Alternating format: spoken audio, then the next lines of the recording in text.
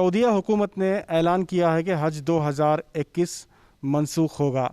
अब ऐसे हालात में हज कमेटी ऑफ इंडिया ने जिस तरह से यहाँ के लोगों के यहाँ के जो आज़मीन हैं उन लोगों की फ़ीस जो है जमा कर ली थी और साथ ही साथ वैक्सीनेशन का प्रोग्राम भी हो चुका था। इस सिलसिले में बात करने के लिए इस वक्त हमारे साथ मौजूद हैं हज ऑर्गेनाइजेशन एसोसिएशन के चेयरमैन इकबाल अहमद सिद्दीकी साहब।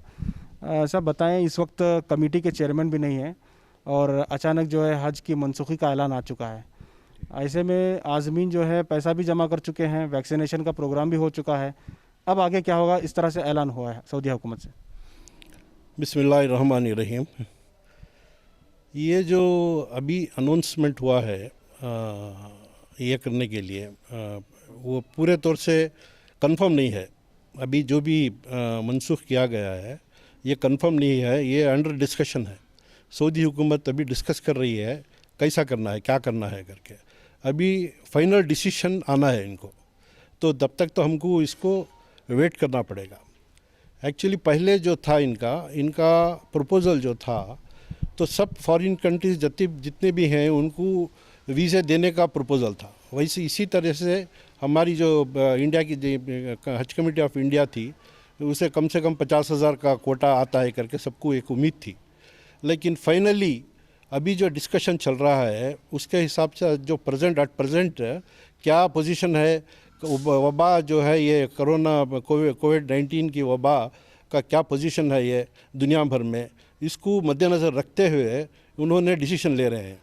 तो ये डिस्कशन में ये इंडिकेशंस कुछ आए हैं कि इस साल कुछ वीज़ा मिलने के हज का वीज़ा मिलने की कोई उम्मीद नहीं है। फिर भी फाइनल डिसीजन को हमको वेट करना है ये करने के लिए क्या करना है। तो हो सकता है अगर मिनिमम क्वांटिटी में अलाउ भी हो सकता है, ऐसे भी मुमकिन है कि जिस तरह से कोटा है इंडिया का, हो सकता है कि हर कंट्री का कोटा सिर्फ 25% रख के भी वो अलाउ कर सकते हैं। देखिए आज का रोज़ जो पोजीशन है, 35 मुल्कों में कोविड का बढ़ाव बहुत है। 30-5 कंट्रीज ऐसे ही दुनिया के जिसमें बहुत कोविड का ये चल रहा है। और टोटली आज का दिन 15 करोड़ 30-40 लाख इन्फेक्शंस हैं। तो ये चीज़ को वो मद्देनज़र रखते हुए, और दूसरी बात ये है जो वैक्सीनेशन अभी जो ले रहे हैं लोग, तो उसमें भी थोड़ा कन्फ्यूजन है उनको, क्योंकि अभी थोड़े वैक्सीन्स क्या एफिशिएंसी दे रहे हैं, एफिकेसी उसकी क्या है, और WHO किसको अप्रूव किया है, किसको नहीं अप्रूव किया है। तो ये चीज़ें भी उनको मद्देनज़र रखे हैं, वो सामने रखे हैं डिसीजन लेने के लिए। तो आज का दिन देखिए, जो इंडिया में जो हम ले रहे हैं, कोवैक्सीन ले रहे हैं और कोविशील्ड भी ले रहे हैं, तो उसमें कोवैक्सीन अभी तक WHO ने मंजूर नहीं किया है। उसकी क्या एफिकेसी है, अब वो WHO क्यों मंजूर नहीं किया है, वो अभी तक कुछ मालूमात नहीं है इसके बारे में। तो इसी तरह के दुनिया भर में कई वैक्सीन्स हैं, और वैक्सीन में किसकी एफिशिएंसी कैसी है, और जो अब प्रेजेंट जो वेरिएंट जो आ रहा है, जो अभी जो आ रहा है, नया वेरिएंट जो अभी आ रहा है वायरस का जो आ रहा है, तो इसका क्या ये दिखाएगा आगे चल के, इसका तो क्या पोजीशन रहेगा, इसके किस तरह से ये रिएक्ट करेगा करके, ये भी उनको वो सोच रहे हैं। तो ये चीज़ों में उनको कन्फ्यूजन है कि दुनिया से पूरे उतने लोग आते हैं, तो उनको सभी उनकी ये रक्षा करना, उनको सही तौर से उनको हज कराना भेजने का उनका पूरी जिम्मेदारी उनकी है, सऊदी गवर्नमेंट की। तो इसलिए वो सोचते हैं कि जब तक ये वबा कम नहीं हो जाती, हम हज के लिए परमिशन नहीं दे सकते करके इस तरह से वो सोच रहे हैं। सर, जिस तरह से सऊदीया हुकूमत के जो सऊदीया के जो अहम मीडिया हाउसेस हैं, उन्होंने ये ख़बर शाया की है कि ऑलमोस्ट कैंसिल है। मान लीजिए अगर कैंसिल हो जाता है, अगर 90% भी अगर हम मान लें कैंसिल हो जाता है, तो गवर्नमेंट ऑफ इंडिया या हज कमेटी ऑफ इंडिया की तरफ से जो प्रोसेस हुआ है उसको कैसे डील करेंगे? नहीं, उनका तो कोई प्रॉब्लम नहीं है। वो जो पैसा जो हुज्जाज ने दिया हुआ है सबका रिफ़ंड आ जाएगा, ये कोई प्रॉब्लम नहीं है। वैक्सीनेशन तो ले लिया है हमें, वैक्सीनेशन तो लेना ही है, क्योंकि अगर वो परमिशन दे दिए, मतलब वो सऊदी गवर्नमेंट अगर परमिशन दे दिए, तो एक और दूसरे वैक्सीनेशन में 2 महीने का वक्फा ज़रूरी है। तो इसलिए क्या किया हज कमेटी वालों ने, दोनों वैक्सीनेशन जितने भी 50,000 हुज्जाज जो प्रपोज किए थे उनको सब भी वैक्सीनेशन दिलवा दिया उनको।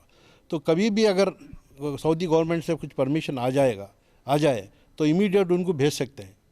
तो इसलिए उनको दिलाना बहुत ज़रूरी था, इसलिए वो पूरी कार्रवाई जितनी भी है करके रख लिए हैं।